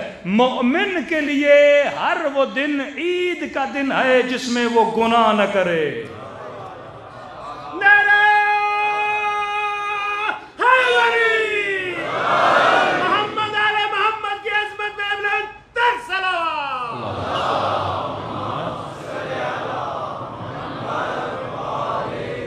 ہر وہ دن مومن کے لیے عید کا دن ہے جس میں وہ گناہ نہ کرے۔ تو خلاصہ مطلب یہ ہے کہ اے مومن، اے مومنہ، جب تک اپنے وجود میں صفات کو پیدا نہ کرے۔ اب ہو سکتا ہے تو 5 وقت کا نمازی ہو، رمضان میں روزے بھی رکھتا ہو، لیکن تیرے اندر صفات نہ ہو، صفت غیرت، صفت عفت، یہ صفات اپنے اندر پیدا کر، جسے صفات حسنہ بولا جاتا ہے۔ انہی صفات کے ذریعے سے تیرا ایمان کیا ہوتا ہے؟ مضبوط ہوتا ہے۔ تو بچپن سے ان صفات کو اپنے بچوں کے اندر مضبوط کریں تاکہ ان کا دین بھی مضبوط ہو، ایمان بھی مضبوط ہو، اور جب قیامت میں اٹھیں اپنے والدین کو کیا کریں؟ سرخرو کریں۔ ایک باپ کے لیے واجب ہے۔ جوان آتا ہے، مولانا ہم نے صرف شادی سے پہلے اسے ایک سوال کیا، شادی کہا؟ مولانا شادی کر رہے ہیں۔ بیٹا غسل جنابت آتا ہے؟ کہ مولانا وہ کیا ہوتا ہے؟ یہ بدبختی نہیں ہے کہ شادی کرا رہے ہیں لیکن اسے احکام نہیں بتا رہے؟ پورے احکام ہے، کم از کم ½ an hour 1 hour کا لیکچر امام بارگاہوں میں، مسجدوں میں ہونا چاہیے۔ جس بھی جوان کی شادی ہو اس بیٹی اور بیٹے کو، خواتین کو بلا کے کچھ مسائل بتائے جائیں کہ بیٹے شادی کے بعد یہ معصومین نے بتایا ہے، کیونکہ تو نے ایک نسل کی تربیت کرنی ہے جو نسل امام زمانہ کی سپاہی بنے گی۔ صلوات پڑھے محمد و آل محمد۔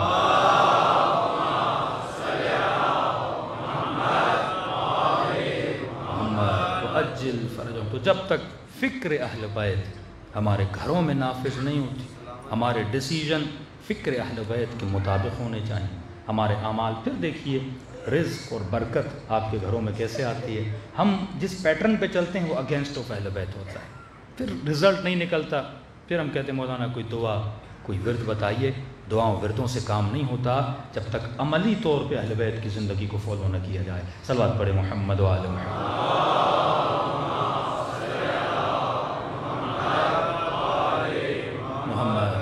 وعجل فرجہم، کربلا پوری تہذیب کا نام ہے۔ کربلا ایک پوری لائف اسٹائل گزارنے کے طریقے کا نام ہے۔ کربلا صرف واقعہ نہیں ہے، کربلا ایک آئیڈیالوجی ہے۔ کربلا ایک پوری سوچ اور فکر ہے جو انسان کو مختلف جذبے دیتی ہے۔ ایثار کا جذبہ، شہادت کا جذبہ، باطل کے مقابلے کرنے کا جذبہ، وقت کے یزید سے لڑنے کا جذبہ، یہ حسینی فکر ہے۔ تب امام فرماتے ہیں مثلی لا یبایع مثل یزید، حسین جیسا کبھی یزید جیسے کی بیعت نہیں کرے گا۔ دیکھیے ایک موچی ہے، اہل بیت یہ نہیں دیکھتے دنیا میں تم کیا کر رہے ہو، نہیں، وہ تمہاری صفات کو دیکھتے ہیں۔ صفات اگر مضبوط ہیں تو امام اپنی زیارت کراتے۔ موچی کا کام کرتا تھا، لیکن ہفتے میں ایک مرتبہ امام زمانہ اس کی دکان پہ جاتے تھے۔ بندہ موچی ہو، ان کو یہ نہیں تو ریڑھی رکھتا ہے، تو موچی ہے تمہاری، یہ چیز اہل بیت نہیں دیکھتے، وہ صفات دیکھتے بندے کے اندر، انٹرنلی اس کے اندر صفات حسنہ ہیں کہ نہیں ہے، غیرت دینی ہے کہ نہیں ہے، ہاں عجب تو اس کے اندر نہیں ہے۔ یہ بھی ایک بڑا ٹاپک ہے آج کل، دکھاوا دنیا میں بہت دن بدن دکھاوے کی دنیا بڑھتی جا رہی ہے۔ بندہ ایک موبائل لیتا ہے لوگوں کے سامنے ہاتھ میں، تھوڑی سی گھڑی پہنتا ہے، 10 لوگوں کو دکھاتا ہے۔ یہ کل پہ میں نے بات کی، دکھاوا انسان کی ایمان کو کیا کرتا ہے، تباہ و برباد کرتا ہے۔ موچی تھا، جوتیاں سیتا تھا، لیکن ہفتے میں ایک مرتبہ حجت خدا اس کی دکان پہ جاتے تھے۔ چھوٹا سا واقعہ لیکن بہت پیارا واقعہ ہے۔ اس موچی سے، موچی خود نقل کرتا ہے، کہتا ہے ہفتے میں ایک دن، اس کو کہا وہ تمہاری کون سی عادت ہے جو امام زمانہ کو اچھی لگی، تو بھی تو بتا نا ہمیں۔ تو میں دکان پہ بیٹھا تھا، ایک دن امام زمانہ تشریف لائے، اور ظاہر ہے جیسے آدمی دکان کھولتا ہے تو ایک آدمی اپنی جوتی دے کر گیا، دوسرا دے کر گیا، تیسرا، 3 لوگ اپنی جوتیاں دے کر گئے کہ بھائی ہمیں بہت جلدی ہے، جوتیوں کو سی لیں۔ انہوں نے کہا ٹھیک ہے، پہلے آپ کی سیوں گا، پھر آپ کی، اتنے ٹائم پہ آ کے جوتیاں لے کر جاؤ۔ کہتا میں نے سینا شروع کیا، جب سی رہا تھا تو امام زمانہ نے اپنی جوتی اتاری، کہا کہ موچی میری جوتی کو سی۔ میں نے مولا کو دیکھا، میں نے کہا ٹھیک ہے مولا میں سیتا ہوں، پہلے یہ 3 سی لوں، پہلے یہ 3 سی لوں۔ امام نے پھر کہا میری جوتی سی لیں۔ میں نے کہا مولا آپ کو تو پتا ہے میں نے ان سے وعدہ کیا ہے، بس جلدی جلدی یہ 3 سی لوں، آپ کی سیتا ہوں۔ کہتا امام نے پھر بولا میری جوتی سی۔ کہتا میں کھڑا ہوا، آگے بڑھا، مولا کے سینے سے لگا۔ میں نے کہا حجت خدا مجھے آزما رہے ہیں، میں نے ان سے وعدہ کیا ہے پہلے ان کی سیوں گا پھر آپ کی سیوں گا، اب اگر مجھے بولا تو پوری بازار کو بتا دوں گا میری دکان پہ زہرا کا لال بیٹھا ہوا ہے۔ کہتا امام نے مجھے زور سے سینے سے لگایا کہ یہی تو ہماری شیعوں کی صفت ہے کہ وہ وعدے پہ وفا کرتے ہیں۔ اس طرح اہل بیت اپنے شیعوں کو آزماتے ہیں۔ لمن لا عہد لا دین اللہ، اگر تو زبان کا سچا نہیں، اگر تو وعدے کا پکا نہیں، تو علی کا شیعہ نہیں ہو سکتا۔ آج یہ عادتیں ہمارے اندر ہیں، اگر عادات اہل بیت کو، کردار و صفات اہل بیت کو اپنے وجود میں مضبوط کر لو، پھر دیکھو خدا تمہاری زندگی میں کتنی برکتوں کو نازل کرتا ہے۔ صلوات پڑھے محمد و آل محمد۔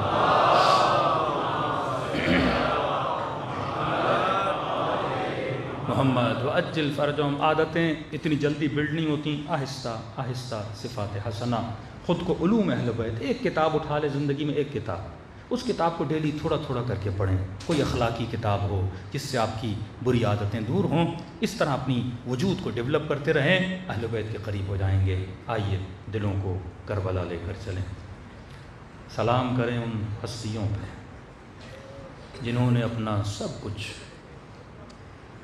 رسول پہ قربان کیا، دین خدا پہ قربان کیا۔ پوری تاریخ اسلام میں اہل بیت کے علاوہ کوئی نہیں ملتا۔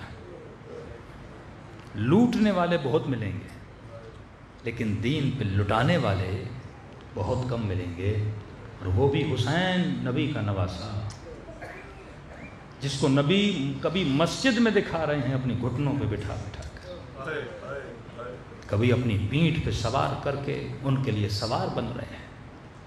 کبھی فرماتے ہیں لوگوں میرے ان 2 بیٹوں کو پہچانو، یہ جنت کے جوانوں کے سردار ہیں۔ کیا عالم آیا رسول کے ان بچوں پر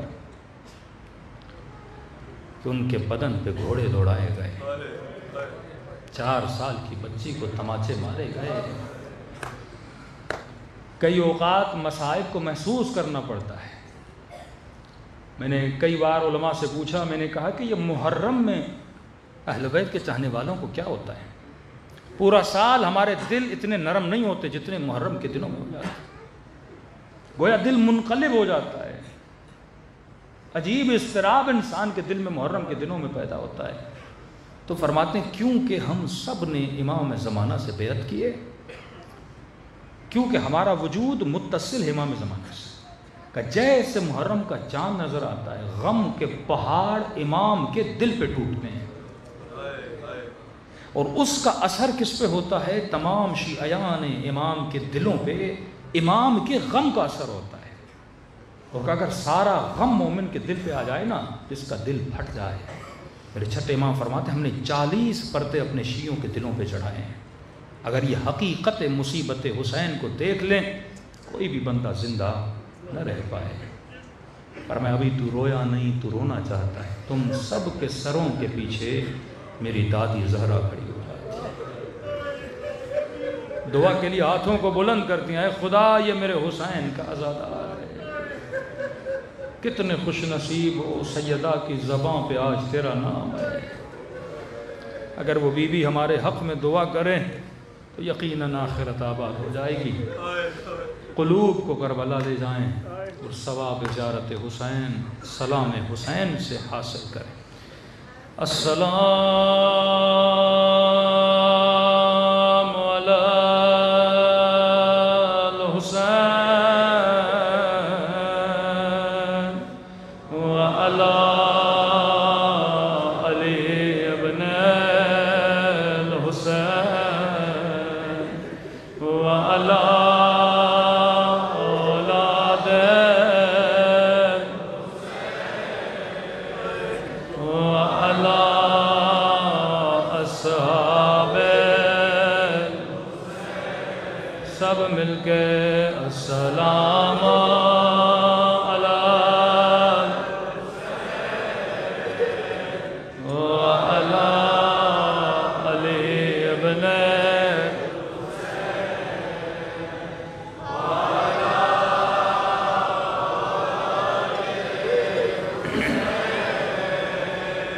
وعلی اصحاب، بلند آواز سے السلام علی حسین وعلی علی ابن وعلی اولاد وعلی اصحاب، میرا سلام ہو سکینہ کی یتیمی پہ،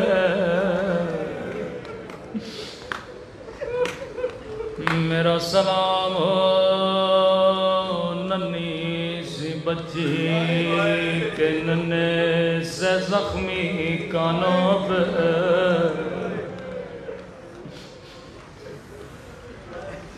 رو کے کہتی تھی بابا قسم لے لے اب پانی نہیں مانگوں گی، نہ میں پانی مانگتی نہ میرا چچا نہر فرات کی طرف جاتا، رو کے کہنے لگی بابا میرے رخسار چھوٹے تھے لیکن شمر کا ہاتھ بڑا تھا، بابا میں نے ظالم کو بڑا بولا، تو تجھے در چاہیے میں اتار کے دیتی ہوں، لیکن بابا اس نے اتارنے نہ دیے، میرے کانوں سے خون جاری ہے۔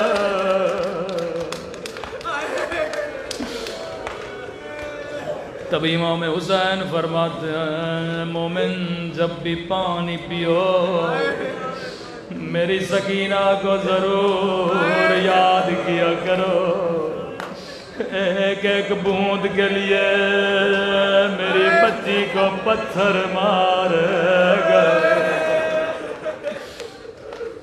روایت کے جملے ہیں بی بی زینب کی گود میں ننھی سی سکینہ آہستہ سے کہا پپھی اماں مجھے پیاس لگی ہے۔ بی بی زینب نے کہا سکینہ چپ ہو جاؤ، یہاں پانی دینے والا کوئی نہیں،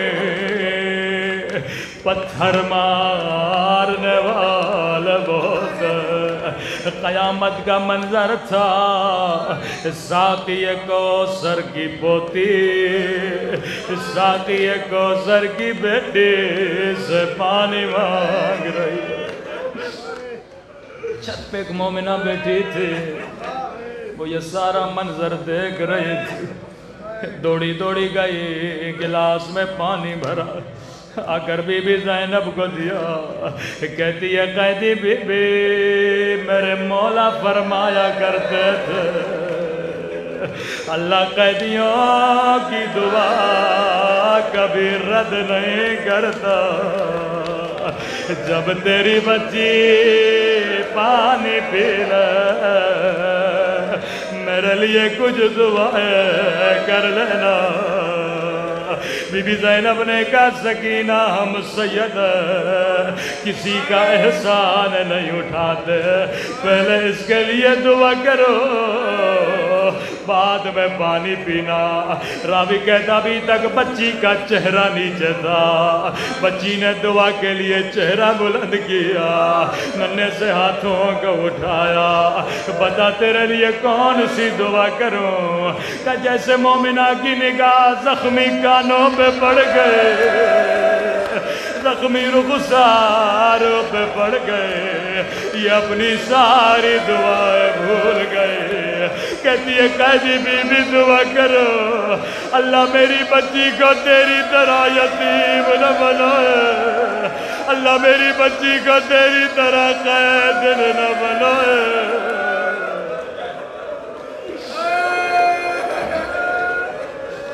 سکینہ نے دعا کے لیے ہاتھوں کو بلند کیا، روکے گا میرے اللہ تجھے میری یتیمی کا واسطہ، او کسی بچی کو میری طرح یتیم نہ بنانا، کسی بچی کو سکینہ کی طرح قیدی نہ بنانا۔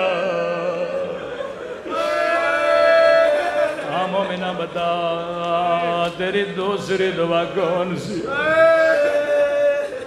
اس دعا نے پورے قافلے کو رلا دیا۔ کہتی ہے قیدی بی بی دعا کرو اللہ مجھے مدینہ بھیجے، اللہ کسی کو غربت میں وطن کا نام نہ سنائے۔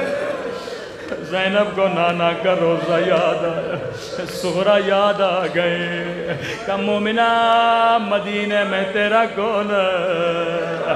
کیا مدینے میں تیرے کوئی رشتہ دار ہے؟ کہتی ہے نہیں قیدی بی بی، لیکن مدینے میں میرا محبوب ہے۔ تیرے محبوب کا نام کیا ہے؟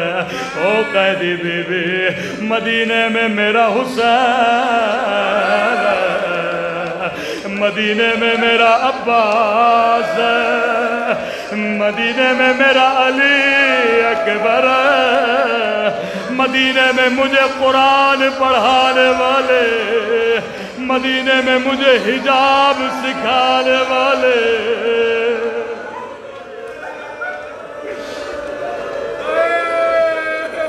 اللہ جانے بی بی زینب پہ کیا گزری ہوگی۔ بی بی کو بڑا پیار آیا، ایک سوال کیا، مومنہ تو نے حسین کا نام لیا، تو نے عباس کا نام لیا، تو نے علی اکبر کا نام لیا، لیکن مومنہ کیا مدینے والی بی بی سے ناراض ہو؟ اس کا نام تو نے نہیں لیا۔ کہتی ہے قیدی بی بی میری مجال، میں اپنی بی بی سے ناراض ہو جاؤں، لیکن قیدی بی بی میری مجبوری سمجھو، میں یہاں اپنی بی بی کا نام نہیں لے سکتی۔ کیوں نہیں لے سکتی؟ او قیدی بی بی یہ بازار کا ماحول ہے، نامحرموں کا مجمع ہے، میں اپنی بی بی کا نام نہیں لے سکتے۔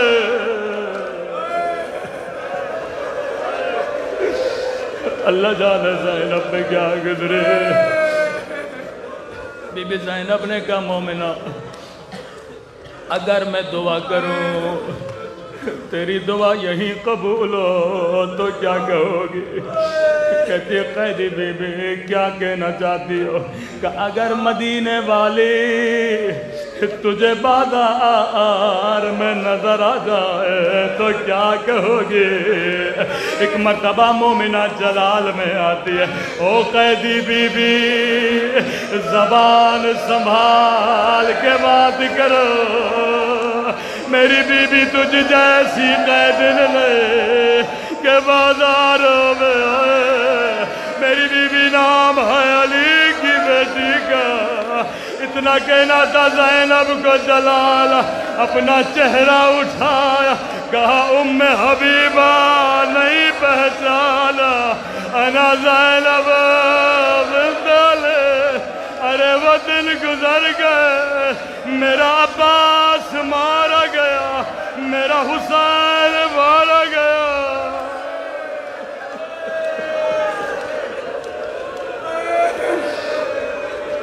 ام حبیبہ وہ دن گزر گئے جس کو میری چادر پہ ناز تھا، میرے حسین مارے گئے، میرا اکبر مارا گیا۔ ام حبیبہ کو یقین نہیں آیا، کہا بی بی میرے حسین مولا کہاں ہے؟ زینب نے کٹی گردن دکھائی، کہا یہ حسین ہے، یہ میرا اکبر ہے، یہ آن محمد ہے۔ اس نے کہا بی بی عباس کہاں ہے؟ بی بی زینب سے لے گئے، ایک گھوڑا تھا، گھوڑے کی گردن میں رسی تھے، اس رسی میں ایک گردن تھے، کٹا ہوا سر تھا۔ کہا بی بی یہ کس کا سر ہے؟ کہا یہ میرے عباس کا سر ہے۔ کبھی بھی سب سر نوک پہ ہے، یہ سر گھوڑے کی گردن میں کیوں ہے؟ کہا یہ بھی نوک نیزہ پہ تھا، لیکن جب میرے کھلے سر پہ نگاہ پڑے عباس کا سر زمین پہ گر جاتا تھا۔